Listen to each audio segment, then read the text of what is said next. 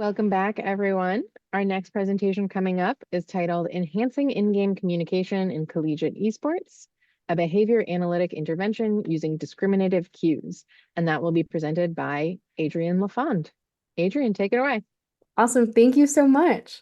Hi, everyone. Thank you for being here. My name is Adrienne Lafond. I'm a graduate researcher and a performance technician with Florida Tech's Behavioral Performance Coaching team.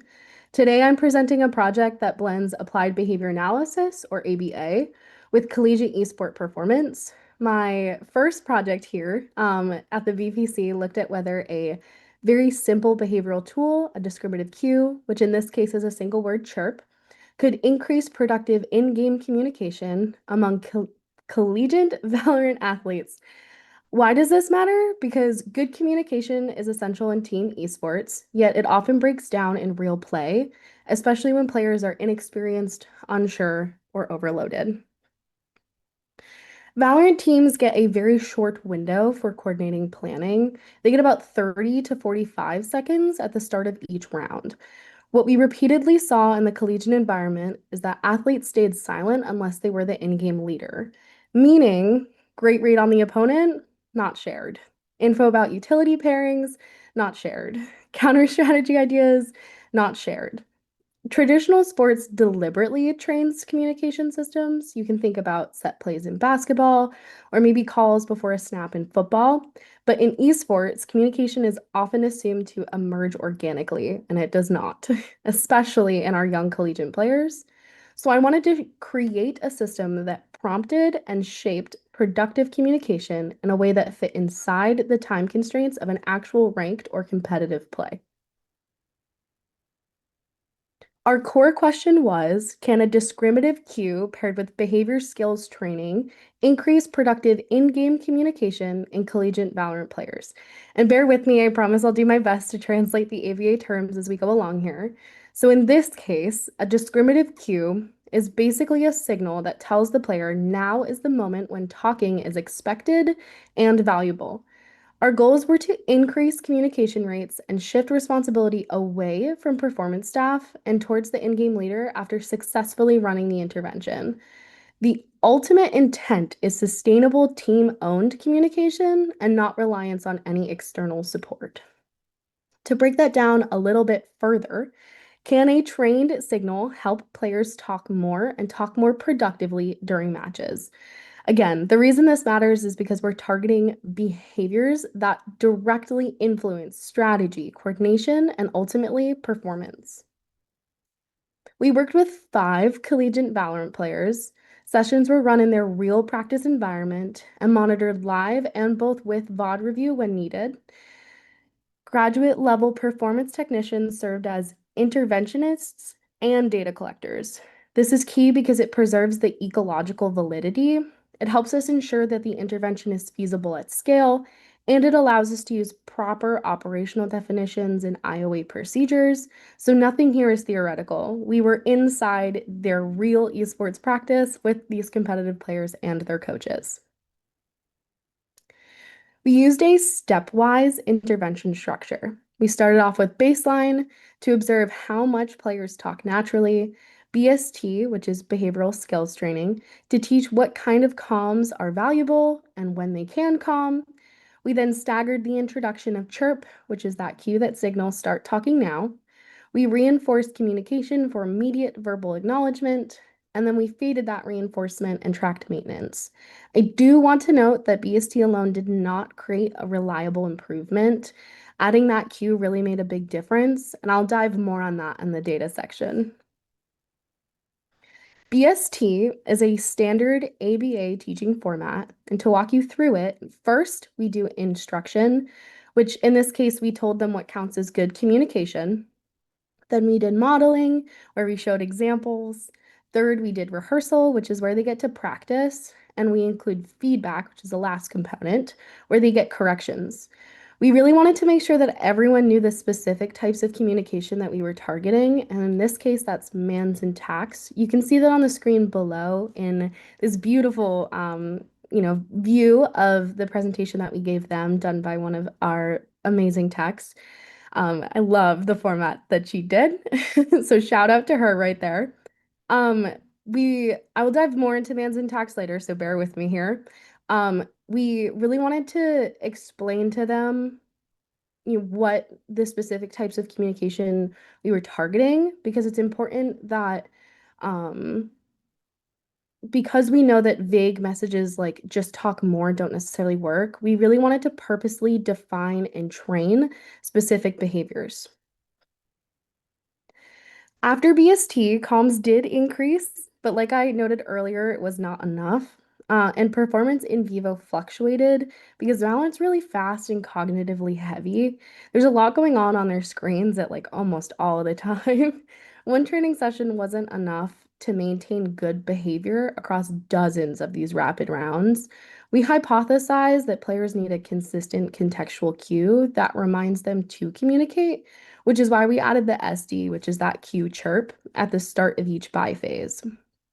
Buy phase being when they load in and they're prompted to buy either a gun or utility before they start the actual game movement round. For those unfamiliar with ABA, this is the core three-term contingency that we used, being SD, response, and then reinforcement. This means that a signal is given, the players respond, and they received acknowledgement, or in a little bit more plain terms, cue, communication, and praise. This gave structure around when communication could occur and what would happen next. The SD or the cue tells the athletes, hey, communication right now will matter and will be reinforced.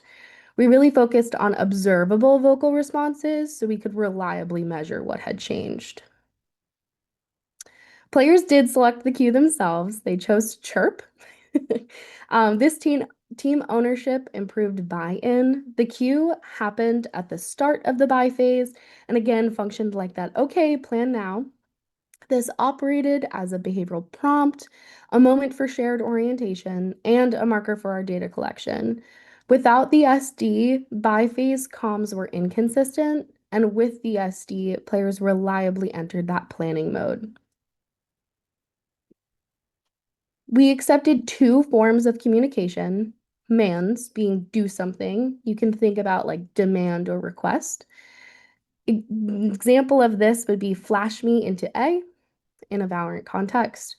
And then tact, which is labeling info. And you can think about like a contact with the environment. An example here would be two pushing B main for a Valorant context as well. These terms from AVA are borrowed from verbal behavior. We use them because they precisely parse the two main communication functions that help the team in the buy phase, which is sharing communication and then requesting that coordinated action. And then to dive more a little bit into those examples, mand being flash me into A, tact being two pushing B main, both help team coordination and both were counted as productive comms in this instance. We quantified them per minute so we could compare across players and across maps. When players correctly responded, manding or tacting, we reinforced that immediately. Each phase was on a fixed ratio of one schedule, which just means that every response earned praise. And then as the players improved, we faded that reinforcement to intermittent, which resembles more of that natural interaction pattern that they see with their teammates. This matters because early and predictable reinforcement helps build this skill, and then fading will ensure that long-term maintenance. We, in this case, used brief social reinforcement, so things like nice call, good comms, great job. Now, bear with me here. I know that single subject designs are new for a lot of people and they are very popular in AVA. This design is a multiple baseline across participants. We chose this because it controls for external factors and it allows us to show that the change only occurred after the SD was added, and it is a standard in applied behavior research. To orient you to the graph a little bit, bear with me because I don't have a pointer. Um, each one of these graphs is a player. And then for the squares on the graph, those are our tacts. And then the circles are the mands. The first part of the graph, so closest to the left, is baseline, and then you see a line all the way through. That is when we implemented behavior skills training. And then this staggered line that goes through three of them is the SD. So only three players in this instance got that intervention where they heard the signal of chirp. Our DV was mands and tacts per minute, and the IV was the BST and the SD of chirp. The key piece here is that staggered timing. It really allows us to link the effects to the intervention and not to random chance or any team-wide shifts. Bear with me again. I know this is the visual piece. I promise I will go through the numbers next. What I would like you to notice here is the immediacy of the behavior change. So once the cue was added, communication rates increased right at the point of introduction of that SD, and the change sustained across subsequent sessions. This is especially important because we were using that multiple baseline design, so each player began receiving that cue at different times. If communication only increased after the cue was introduced and not before, that gives us pretty strong evidence that the cue itself was the driving change and not any outside variables. Another point you'll see reflected here is that the SD intervention was more effective than BST alone. BST helped establish the skill conceptually, but it didn't significantly elevate any comm frequency during actual play. This aligns with what we might expect in a rapid action, time pressured game like Valorant. The players need a moment to moment reminder about when communication's needed. A one time training session, unfortunately, wasn't enough to sustain frequent behavior across rounds. So, visually, we see over here on the side clear, rapid increases in sustained performance and better performance under SD rather than the BST. And for those of you who like numbers, I promised them. So, looking at the quantitative results, across all five players, communication increased between 49 and 160% after the cue was introduced, or more specifically, those mands increased up to 160%, and the tacts increased by roughly 49%. So, we saw growth in both requesting coordinating action and in labeling relevant environmental information. Again, both of those are critical to efficient team planning. And then down here below, we did separate data for players who were already strong communicators versus those who were initially quiet at baseline. When we look at the quieter players, the effects were even more pronounced. Communication increased between 82% and 277%. So the intervention appeared most valuable for our players who lacked natural confidence or fluency in comms. There was only one notable point worth discussing, and it was written on a previous slide. A female participant reported that manding, so asking for that coordinated action, felt uncomfortable due to previous negative experience in competitive gaming spaces. However, despite that history, she still showed improvement in communication, though her subjective experience was important context. The really big takeaway for me is that the SDQ reliably increased productive communication across players with the greatest benefit observed among initially low frequency communicators. Why it worked. There are three big reasons. The cue created structure. Players knew exactly when to talk. It reduced the ambiguity and it reduced hesitation. Immediate reinforcement helped shape the behavior. Players received quick feedback that communication was valued. There was team ownership of the cue, so it increased buy-in. I will argue that it wasn't just the cue, it was the cue and the training and the reinforcement here.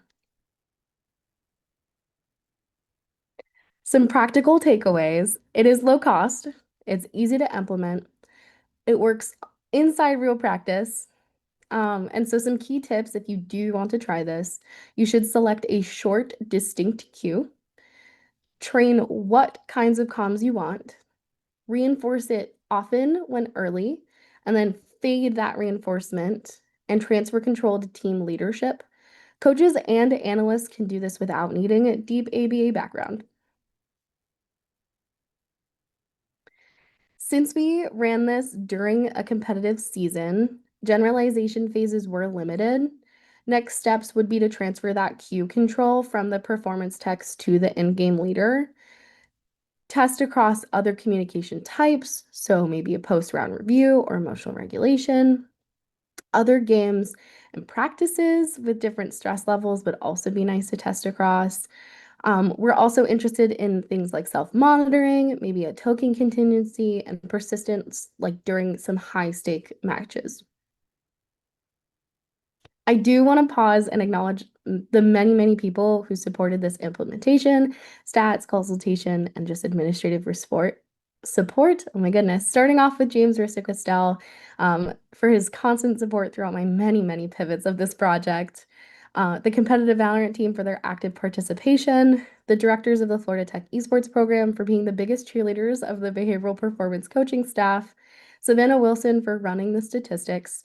I am not very great with numbers, so I really appreciated that from her. And then Clayton Gindling for his guidance and assisting me with preparing this presentation.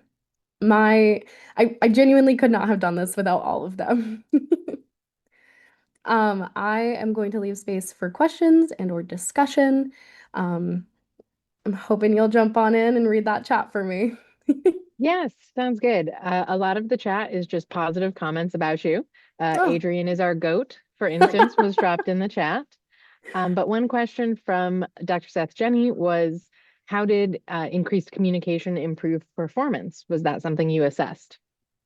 Yeah, so we didn't directly look at it in the performance space. I would like to potentially sit with SMEs and look at it overall. We did receive feedback from the coach that he felt like there was a improvement overall in the team, which was really nice to hear, but we didn't have any like measures of performance directly, just the communication of the man intact.